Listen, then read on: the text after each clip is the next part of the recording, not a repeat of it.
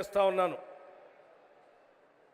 ఈరోజు వరంగల్ పట్టణానికి సంబంధించి చారిత్రాత్మకమైనటువంటి రోజుగా నేను భావిస్తా ఉన్నాను.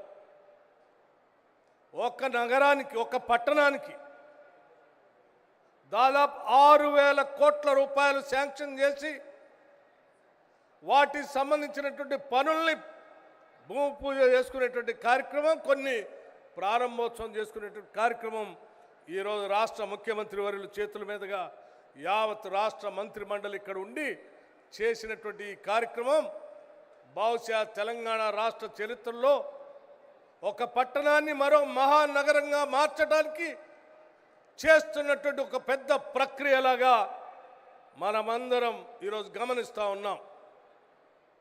మిత్రులారా, ఈరోజు మనందరి ప్రియతమ నాయకురాలు శ్రీమతి ఇందిరాగాంధీ గారి జయంతి. ఈ దేశంలో భూ సంస్కరణ తీసుకొని వచ్చి బ్యాంకులను జాతీయకరణం చేసి రాజభరణాలు రద్దు చేసి 20 సూత్రాల ఆర్థిక కార్యక్రమాన్ని తీసుకొని వచ్చి పేద బడుగు బలహీన వర్గాల ప్రజానికం కోసం పనిచేసినటువంటి భారతరత్న శ్రీమతి ఇందిరాగాంధీ గారు పుట్టినటువంటి రోజు. వారు ప్రధానమంత్రిగా ఒక మాట చెప్పారు, ఈ దేశ సమగ్రత సమైక్యత కోసం నిరంతరం నేను పనిచేస్తూనే ఉంటాను. ఈ దేశాన్ని విచ్ఛిన్నం చేయటం కోసం కొద్దిమంది స్వార్థపర శక్తులు, ఆటంకవాదులు నా పైన దాడి చేయటం కోసం చేసేటువంటి ప్రయత్నం చేస్తూనే ఉంటారు.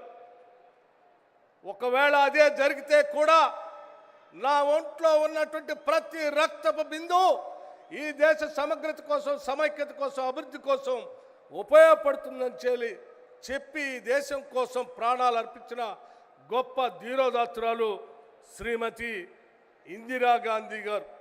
అటువంటి ఇందిరాగాంధీ గారు పుట్టినటువంటి జన్మదినోత్సవాన్ని పురస్కరించుకొని ఈరోజు కాళోజీ గారికి సంబంధించినటువంటి భవనాన్ని పెద్ద ఎత్తున ప్రారంభోత్సవం చేసుకోవటమే కాకుండా రాష్ట్రంలో సగజ జనాభా ఉన్నటువంటి మహిళలందరినీ కూడా కోటీశ్వరులు చేయాలని, మహాలక్ష్మిలాగా పూజించాలని, ఆ పూజించడమే కాంగ్రెస్ పార్టీ ముందున్నటువంటి లక్ష్యం అని చెప్పి కూడా ఎన్నికల ముందు చెప్పినటువంటి వాగ్దానాల్ని నిజం చేస్తూ ఒక్కొక్క పథకాన్ని అమలు చేసుకుంటూ వస్తున్న సంగతి మీ అందరికీ తెలిసిందే. అది ఉచితంగా బస్సు రవాణా కావచ్చు, లేకపోతే దాదాపు 25,000 కోట్ల రూపాయలు ఒక సంవత్సరానికే వడ్డీ లేని రుణాలు ఇచ్చి రాబోయే 5 సంవత్సరాలలో 1,00,000 కోట్ల రూపాయలు మహిళలకి వడ్డీ లేని రుణాలు ఇవ్వాలనేటువంటి ఆలోచన కావచ్చు. ఇవన్నీ ఆనాటి గత కాంగ్రెస్ ప్రభుత్వం ఇందిరా క్రాంతి పథం అని చెప్పి రాష్ట్రంలో ఉన్నటువంటి మహిళలందరూ ఆర్థికంగా ఎదగాలనేటువంటి ఆలోచనతో ఆనాటి ఇందిరమ్మ ప్రభుత్వం ప్రవేశపెట్టినటువంటి పథకాన్ని కోరి కొట్లాడి తెచ్చుకున్న తెలంగాణ రాష్ట్రంలో బీఆర్ఎస్ ప్రభుత్వం మొత్తాన్ని వదిలేసి వడ్డీ లేని రుణాల్ని బంద్ చేసి మహిళా ఆర్థిక సాధికారం పూర్తిగా నిర్లక్ష్యం చేసి వదిలేస్తే ఈరోజు తిరిగి మీ అందరి ఆశీర్వచనంతో అధికారంలోకి వచ్చినటువంటి ఇందిరమ్మ ప్రభుత్వం ఆలోచన చేసింది, మళ్ళీ మహిళలందరినీ మహాలక్ష్మిగా చేయటం కోసం తిరిగి వడ్డీ లేని రుణాలు ఇద్దాం.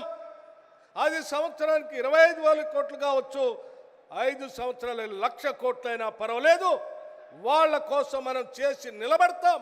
వాళ్ళ అభివృద్ధే ఈ రాష్ట్ర అభివృద్ధి అని ఆలోచన చేసి ముందుకు పోతున్నటువంటి సందర్భంలో ఏర్పాటు చేసినటువంటి సభ ఇది.